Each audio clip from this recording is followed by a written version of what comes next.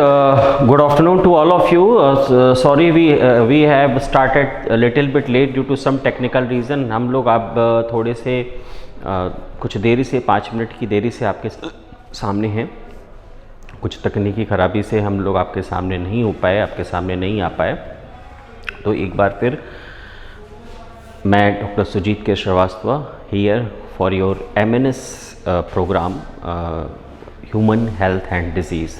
हम लोग आज जो बात करेंगे, जिस टॉपिक की बात करेंगे वो है, जिस टॉपिक की आज हम लोग बात करेंगे that is the human health and disease. That is the human health and disease. What we will discuss today is the human health and disease. Human health and disease, ठीक है। हम लोग बात करेंगे ह्यूमन हेल्थ एंड डिजीज़ की, यानी मानव स्वास्थ्य की बात करेंगे, मानव स्वास्थ्य और कुछ बीमारियों की बात करेंगे, ठीक है। होप सो आप सभी अपनी अपनी तैयारियों को अच्छे से कर रहे होंगे। आज लोग अपने रेगुलर करिकुलम की ओर होंगे। आज आप लोग अपने अपने पढ़ाई में मशगूल होंगे। तो आज का हमारा ये जो लाइव सेशन है वो ये इस टॉपिक को डिस्कस करने के साथ साथ इस पर जुड़े हुए प्रश्नों को भी मैं आपके साथ साझा करूँगा। और आपको आप सभी लोग जब भी, फिर से मैं वो बात रिपीट कर रहा हूँ कि आप सभी लोग जब यहाँ पर आएँ तो अपने साथ पेन और पेपर को भी साथ में लाएँ। You have to come with pen and paper or notebook and pen, due to which you can attend the class, attend the live sessions or anything with your proper pen and paper. Okay, तो we will start human health and disease.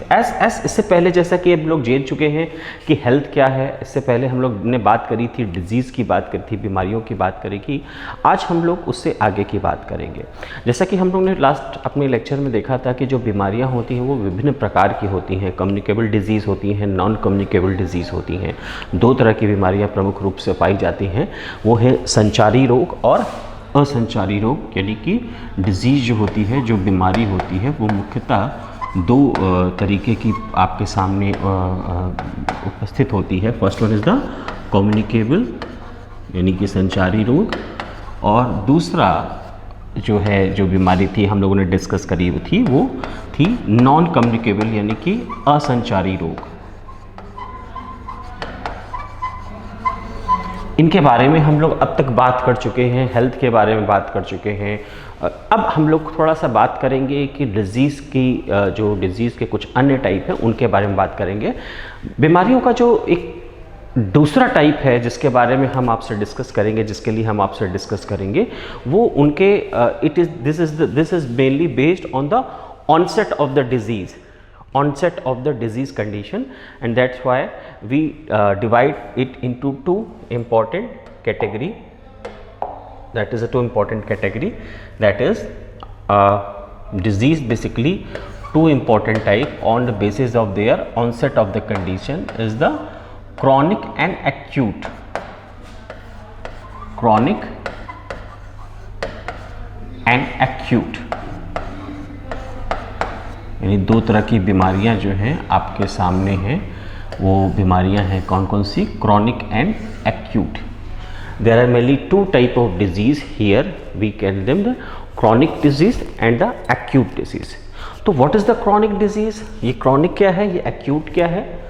Chronic disease का मतलब होता है, ये बीमारियों का प्रकार है। ये बीमारियों का प्रकार उनके द्वारा, उनकी उपस्थिति के प्रकार पर निर्भर करता है कि ये बीमारियां किस तरीके से मानव शरीर में आती हैं, और उसके आधार पर हम इनको क्रॉनिक और एक्यूट में विभाजित करते हैं। तो we can divide the disease based on their onset of the condition, chronic and acute. Basically chronic disease, it is the long term disease, it is the long term effect of anything that being convert into the form of disease. It is the long term effect, long term or permanent effect of any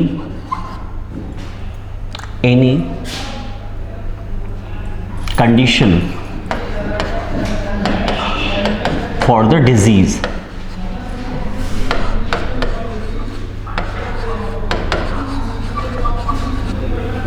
ठीक है, it is the long term or permanent effect of any condition for the disease. What is the? It is a long term or permanent effect of any condition of the disease. दूसरा क्या है? It is the short term or temporary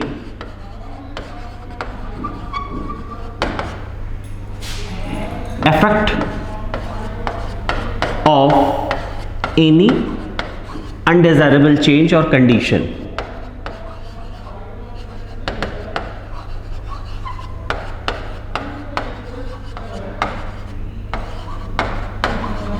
Any undesirable change or condition. So basically we find the disease on the basis of their onset of condition on the two different types. What one is chronic and acute?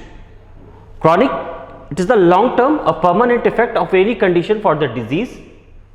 Acute, it is the short term or temporary effect of any undesirable change और condition. मतलब ये जो बीमारी है, जो बीमारी जिसका नाम हम लोग बोलते हैं, जो डिजीज, ये बीमारी है, ये दो मुख्य तरीके की होती है, दो मुख्य प्रकार की होती है. एक होती है क्रॉनिक और एक होती है एक्यूट. क्रॉनिक जो बीमारी है वो लॉन्ग टर्म और परमानेंट इफेक्ट, इसको बोलते हैं क्या? लॉन्ग टर्म और परमानेंट इफेक्ट. यानी कि ये लंबे समय से long term and permanent effect है. ये एक लंबे समय का प्रभाव है, लंबे समय का प्रभाव है जो कि स्थायित्व लिए हुए है. मतलब अगर इस तरह की जो बीमारी है वो कहीं जाने वाली नहीं है, वो आ गई तो आ गई ना. ये टेम्परेरी नहीं है, शॉर्ट टर्म नहीं है, लॉन्ग टर्म है, टिल लाइफ लॉन्ग चलेगी. जब तक जीवन है तब तक ये बीमारी चलेगी. इसको बोलते हैं क्रॉनिक डिजीज. एग्जाम्पल्स में हम लोग देख लेते हैं. उदाहरण क्या है? उदाहरण पे आपका है सीकेडी, जिसको बोलते हैं क्रॉनिक किडनी डिजीज, यानी जो गुर्दा संबंधी रोग है. एक बार गुर्दा खराब हो गया किसी का किसी भी वजह से, तो वो गुर्दा जो होता है, किडनी जो खराब हो जाती है, वो किसी लंबे समय के प्रभाव से खराब होती है और तब तक खराब रहती है जब तक कि हम इसकी आरआरटी ना कर दें. RRT mean renal replacement therapy, गुर्दा प्रत्यारोपण संबंधी कुछ हम ना करें. उसमें या तो डायलिसिस होगा या तो फिर उसका ट्रांसप्लांट होगा. इस तरीके की कुछ चीजें उसमें होंगी. अदरवाइज ये डिजीज क्या है?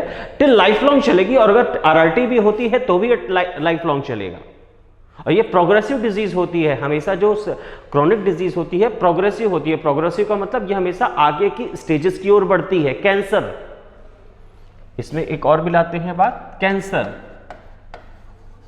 ठीक है. फिर क्या होता है? Diabetes, mellitus and blood pressure.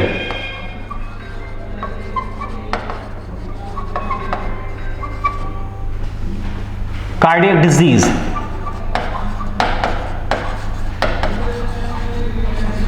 etc. ठीक है. यानी ये इस तरह की जो डिजीज है क्रॉनिक की, लॉन्ग टर्म और परमानेंट इफेक्ट का, ये जो बीमारी है, ये जो एक लंबी बीमारी का जो डिजीज है, ये हमेशा जो है स्थायित्व लिए हुई होती है, परमानेंट होती है, एक लंबे समय का प्रभाव होती है. जिसकी बीमारी का नाम है गुर्दे संबंधी रोग हो गए, हृदय संबंधी रोग हो गए, है ना, लिवर संबंधी रोग हो गए. बहुत सारी बीमारियां जिसको मैंने यहाँ मेंशन नहीं किया है, लेकिन मैं आपको बता देता हूँ, इसको डिक्टेट कर सकते हैं. लिवर यकृत संबंधी रोग हो गए, ब्लड प्रेशर हो गया, यानी कि रक्तचाप संबंधी रोग हो गया, उच्च रक्तचाप, निम्न रक्तचाप, है ना, हृदय संबंधी रोग, शुगर यानी मधुमेह. ये इस तरह की जो बीमारियां होती हैं, ये जो इस तरह की बीमारियों को हम लोग बोलते हैं क्रॉनिक डिजीज. एक्यूट डिजीज जो होती है, it is the short term और temporary effect of any undesirable change. It is the short term और temporary effect of any undesirable change. जैसे शॉर्ट टर्म इफेक्ट होता है, जैसे कि आपका थायराइड का हो जाना, प्रेगनेंसी के टाइप पे कई बार in the case of the pregnant women there is a lot of disease that being onset, like thyroid, like diabetes, like anything, blood pressure, etcetera. This are the acute disease.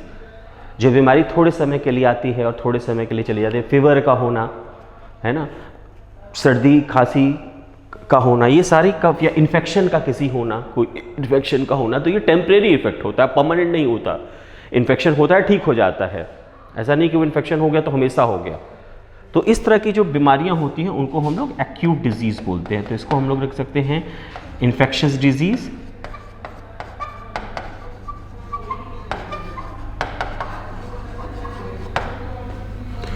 Body injuries, यानी अगर शरीर में किसी भी तरीके की चोट लग जाती है, बॉडी इंजरीज, ठीक है। फिर onset of specific condition, onset of diabetes, thyroid and blood pressure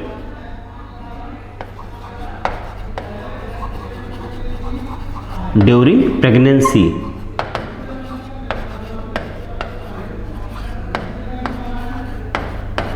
तो ये जो सारा कुछ है, ये सारा कुछ जो है आपको एक्यूट फॉर्म में मिलता है। इस डिजीज को एक्यूट बोलते हैं। टेम्परेरी डिजीज होती है, शॉर्ट टर्म डिजीज होती है, लेकिन जो क्रॉनिक होती है ना, ये लॉन्ग टर्म डिजीज होती है। तो दोनों बीमारियां अपने आप में होती तो बीमारी है, लेकिन एक स्थायित्व लिए हुए होती है, टिल द लाइफ लॉन्ग चलती है। और एक बीमारी क्या होती है, थोड़े समय की होती है, शॉर्ट टर्म होती है। तो ये कुछ प्रमुख बीमारियों के जो प्रकार थे उनको मैंने आपसे डिस्कस किया, आपसे साझा किया और आपको इसके प्रकार को बताइए। आइए अब हम लोग बात करते हैं कुछ ऐसी बीमारियों की जो ऐसी बीमारियां हैं जो कि किसी न किसी वेक्टर के कारण होती हैं, किसी न किसी प्रभाव के कारण होती है, किसी न किसी कारक के कारण होती हैं। ठीक है, इन बीमारियों को हम समझते हैं और जानते हैं कि क्या होती हैं, और उनसे समझने से पहले हम लोग कुछ चीज़ें ऐसी जानते हैं जो हमारे बॉडी को और डिजीज़ के संबंध में कुछ महत्वपूर्ण बिंदु हैं, उनके बारे में हम लोग बात करेंगे। Some important terms regarding the disease in case of the human being. हम लोग कुछ बीमारियों को समझने से पहले हम कुछ ऐसे टर्म्स के बारे में बात करेंगे जो इन बीमारियों को समझने के लिए अति आवश्यक है। ठीक है, आइए तो सबसे पहले वन बाय वन हम उनको जानते हैं कि वो क्या होते हैं। सबसे पहले हम लोग बात करेंगे, जब हम लोग डिजीज़ की बात करते हैं, बीमारियों की बात करते हैं, तो बीमारियों से लड़ने के लिए किसी भी तरह की बीमारी हो, चाहे वो क्रॉनिक डिजीज़ हो, चाहे वो एक्यूट डिजीज़ हो, कोई भी तरह की बीमारी हो, हमारे शरीर के अंदर एक प्रतिरक्षा तंत्र होता है जिसको इम्यूनो सिस्टम कहते हैं, ह्यूमन बॉडी इम्यूनो सिस्टम। तो हमारा जो इम्यूनो सिस्टम होता है वो, उसका मेन फंक्शन क्या होता है कि शरीर में होने वाले किसी भी तरीके से रोग से शरीर की रक्षा करना। आइए बात करते हैं। तो इसी में एक टर्म आता है, सबसे पहले बात करेंगे immuno system of the body. Immuno system of the body.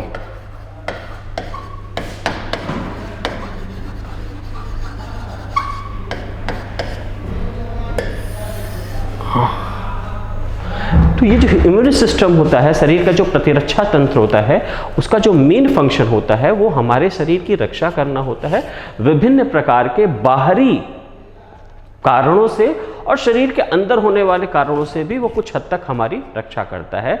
सामान्य स्थितियों में उसका मेन फंक्शन होता है। तो व्हाट इज, इसमें लिखेंगे the main function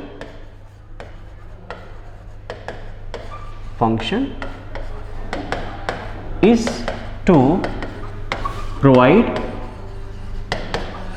the shield का मतलब ढाल,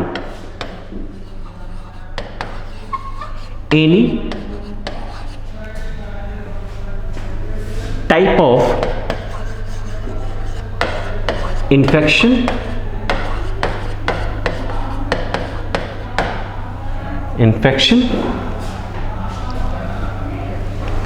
factors and internal form of disease।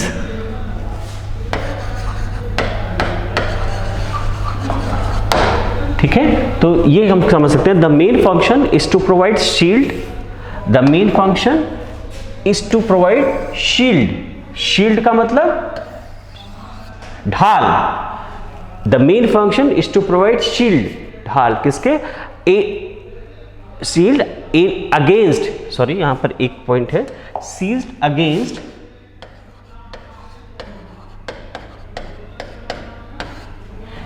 Any type of infection, factors, internal form of disease. तो यानी ये हमारे शरीर में किसी भी तरीके का अगर कोई भी हमला होता है, किसी बाहरी आक्रमण होता है, किसी भी तरीके की बीमारियों का, किसी भी तरीके के संक्रमण का, तो हमारे शरीर में जो सुरक्षा तंत्र है वो तुरंत एक्टिव हो जाता है और उनसे लड़ने के लिए तैयार होता है कि उस बीमारी के कारण को वो ख़त्म कर सके, उस बीमारी के रीज़न को ख़त्म कर सके और उस बीमारी से लड़ सके। तो ये जो प्रतिरक्षा तंत्र होता है ये हम सभी के शरीर में होता है, कुछ में स्ट्रांग होता है और कुछ में वीक होता है, ये डिपेंड करता है person to person and body to body. तो इसके बाद लिखेंगे the strength of immune system, strength of immune system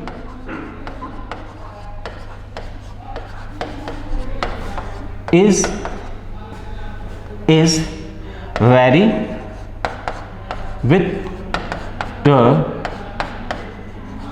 person to person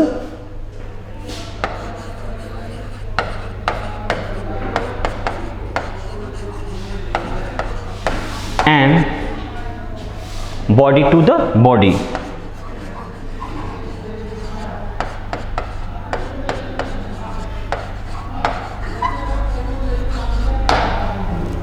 ठीक है, यानी जो the strength of immune system very, यानी कि जो आपका जो स्ट्रेंथ है यानी कि क्षमता है यानी कि ताकत है इम्यून सिस्टम की, the strength of immune system is vary, परिवर्तित होता है with the person to person, यानी कि एक व्यक्ति से दूसरे व्यक्ति में या एक शरीर से दूसरे शरीर में, यानी जो प्रतिरक्षा तंत्र होता है वो वेरी करता है, विभिन्न प्रकार का होता है और ये उस व्यक्ति पर निर्भर करता है कि उस व्यक्ति का प्रतिरक्षा तंत्र कैसा है, कितना स्ट्रांग है, क्या है, वीक है, स्ट्रांग है, ये सारा कुछ उस पर डिपेंड करता है। ठीक है, ये इस तरीके का सिस्टम होता है। अब हम लोग आगे चलते हैं। इम्यून सिस्टम जब की बात करते हैं, प्रतिरक्षा तंत्र की बात करते हैं, तो हमारे दिमाग में एक बहुत ही इम्पॉर्टेंट फैक्टर आता है WBCs का, यानी वाइट ब्लड कॉर्पस्कल्स का, जिनको ल्यूकोसाइट बोलते हैं। एंटीबॉडीज़ का कॉन्सेप्ट हमारे माइंड में आता है, हमारे जहन में आता है। आइए हम उनके बारे में थोड़ा सा लाइट डाल लें, उनके बारे में थोड़ा डिस्कस कर लें, जो आपके ह्यूमन हेल्थ एंड डिजीज़ से रिलेटेड एक बहुत ही महत्वपूर्ण पार्ट है। तो उसमें एक पार्ट है WBCs का, WBCs और ल्यूकोसाइट।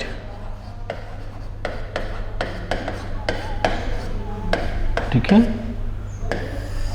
ये जो हमारे बॉडी में जो हमारे शरीर में, हमारे शरीर के रक्त में विभिन्न प्रकार की सेल्स होती हैं, विभिन्न प्रकार की कोशिकाएं होती हैं, like red blood cells, RBCs और erythrocyte, WBC white blood cells और ल्यूकोसाइट एंड ब्लड प्लेटलेट्स। ये हमारे ब्लड में ये डिफरेंट टाइप्स के जो है सेल्स एग्जिस्ट करती हैं। इसमें से जो वाइट ब्लड सेल्स होती हैं, ल्यूकोसाइट्स होते हैं, ये हमारे बॉडी के इम्यूनो सिस्टम में एक अहम भूमिका निभाते हैं। किस तरीके से अहम भूमिका निभाते हैं? ये हमारे बॉडी में आने वाले जितने भी इन्फेक्शस एजेंट हैं, इन्फेक्शस चीज़ें हैं, उनसे लड़ते हैं, उनको काउंटर करने के लिए, उनको निष्क्रिय करने के लिए, उनको अप्रभावी करने के लिए बहुत सारे एंटीबॉडीज़ का निर्माण भी करते हैं। और इसीलिए ये जो WBCs होती है ना हमारी बॉडी में, ये बहुत ही महत्वपूर्ण रोल प्ले करती है। आपने देखा होगा जब आप किसी की तबीयत खराब होती है तो डॉक्टर बोलता है आप अपना CBC करा लें, आप अपना CBC करा लें। CBC का मतलब क्या होता है, थोड़ा सा हम लोग उस पर बात करेंगे। तो सबसे पहले बात करेंगे WBC और ल्यूकोसाइट भी, तो जो इनके बारे में जान लें। दे mainly attack or make inactive the outer infectious agent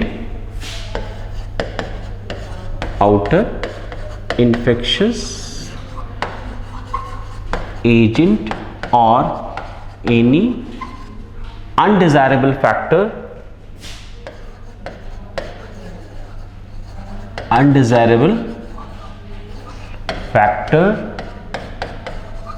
inside the human body.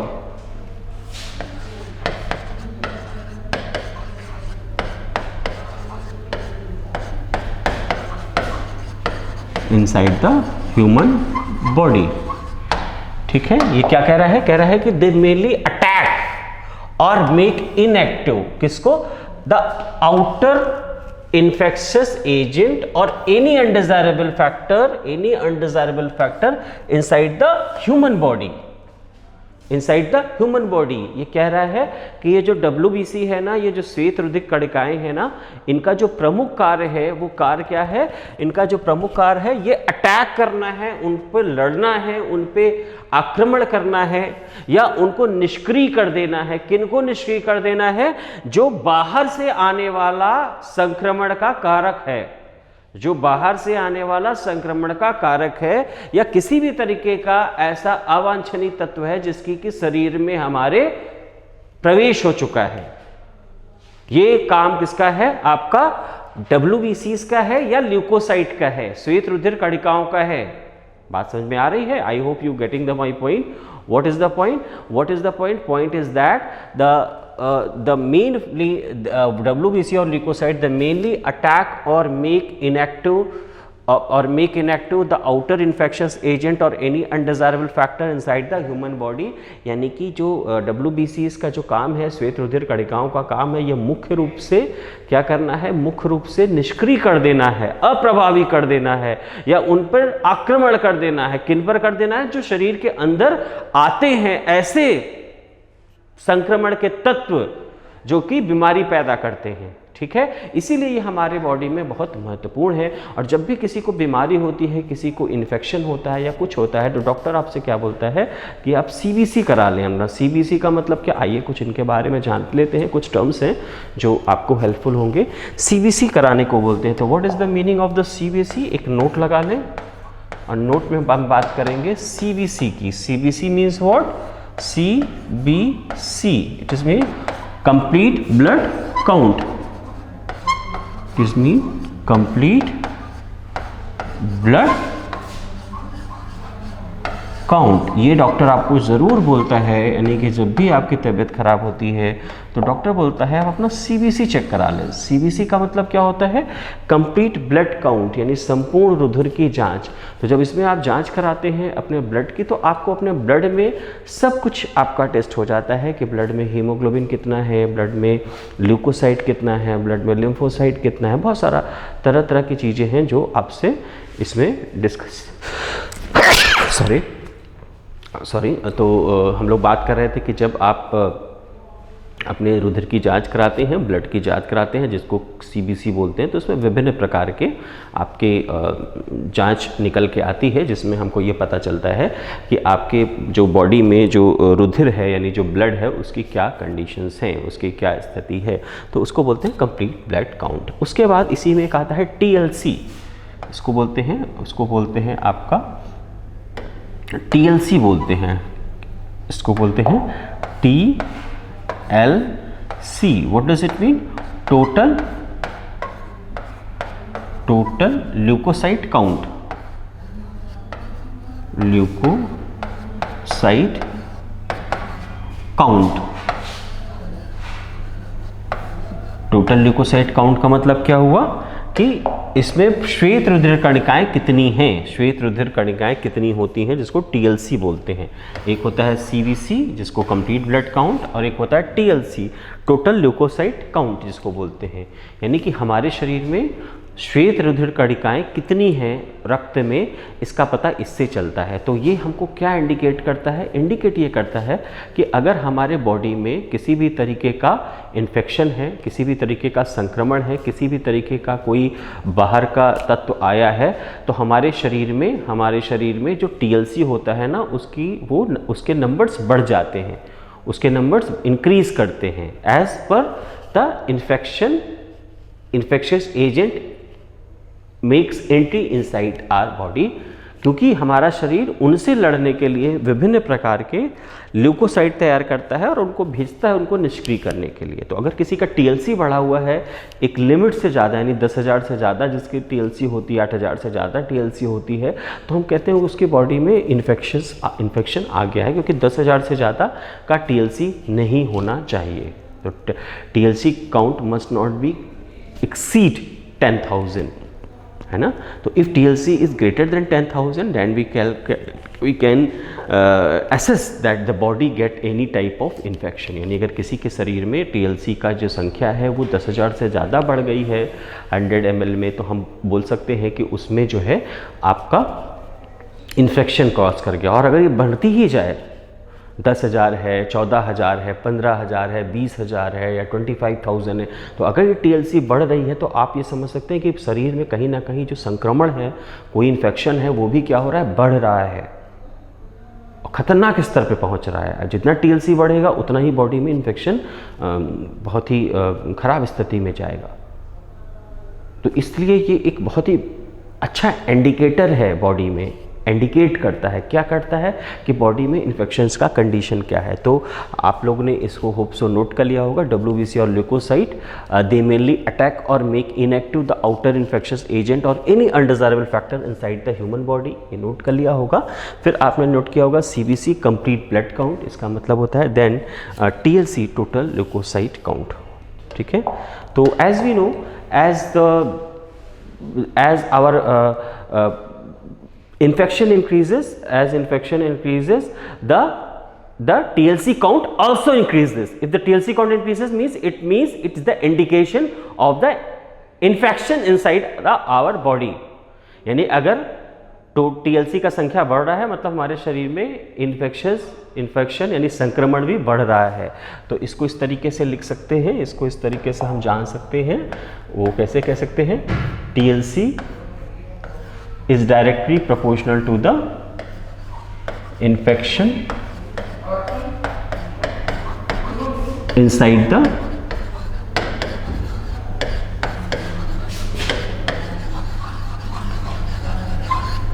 body, ठीक है।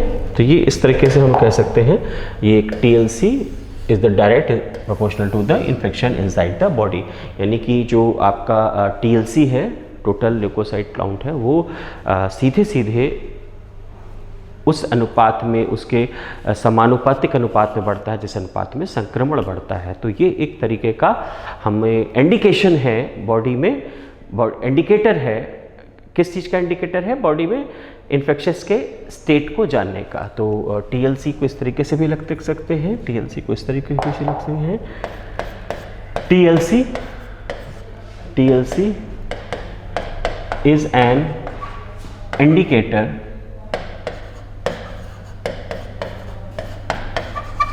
for the infection condition inside our body. TLC is the indicator for the infection condition inside our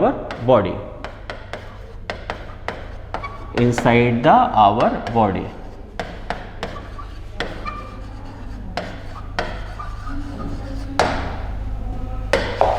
TLC is an indicator for the infectious condition inside our body.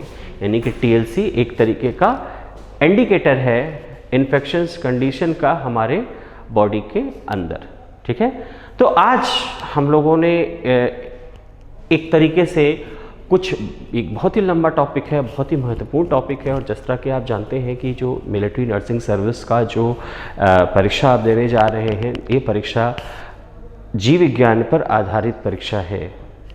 प्रश्न तो सभी के आते हैं, physics के भी आएंगे, केमिस्ट्री के भी आएंगे, जीआई के भी आएंगे, मतलब जनरल इंटेलिजेंस के भी आएंगे, लेकिन उन सबों का जो बेसलाइन होगा, उन सबों का जो ओके देन आज उन सबों का जो बेसलाइन होगा वो बायोलॉजी होगा। तो आज हम लोगों ने इस तरीके का कुछ एक डिस्कशन आपके साथ किया है। अभी हमारी बात हो रही थी लाइव सेशन पे, तो वो मैंने उस चीज़ को एंड सेशन किया है। तो मेरा आपसे ये कहना है कि तो इसकी जो हम इसके आगे का क्रम हम लोग जब बात करेंगे तो और भी डिस्कस डाइवर्स तरीके से करेंगे, डीप तरीके से करेंगे और उस तरीके से करेंगे जो कि आपकी परीक्षा के लिए बहुत उपयोगी रहेगा और ये आपके परीक्षा और साथ साथ आने वाले आपके फ्यूचर असाइनमेंट के लिए भी बहुत ही महत्वपूर्ण है।